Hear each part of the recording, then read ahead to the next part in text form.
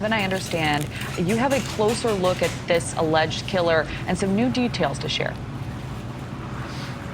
Yeah, so what we've been able to confirm really within the last 10 minutes or so, there are court records online.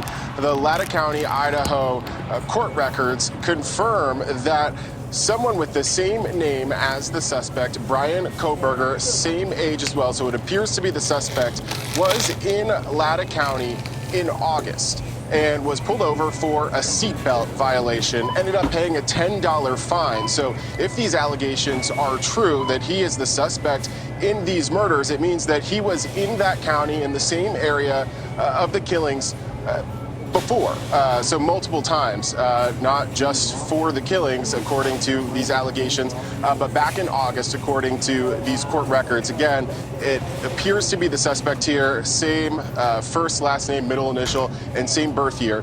And so those records confirming again that someone who appears to be the suspect was in that area in August, which is not incredibly shocking considering that he was enrolled at Washington State University in Pullman, which is very close to Moscow, Idaho, just over the state line there. But that's something that we've been able to confirm just within the last few minutes or so. But again, you know, this picture of the suspect, Bryan Koberger, is developing here, and we're learning a lot more about what he studied. We know that he studied criminology and criminal justice in both his master's degree, I believe undergrad was in psychology, master's degree, and as a PhD candidate at Washington State University in that same area.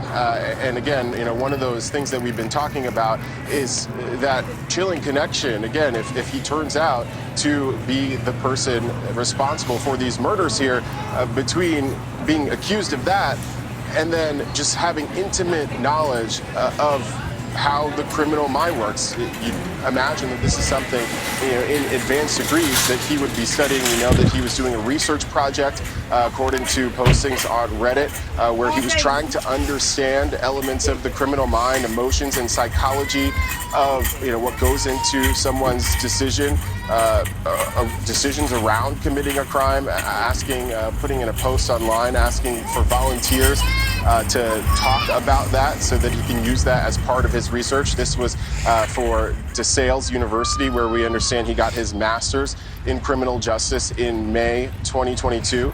And so, again, you know, those connections, extremely eerie. You know, if he ends up being convicted and being the person responsible for these murders here.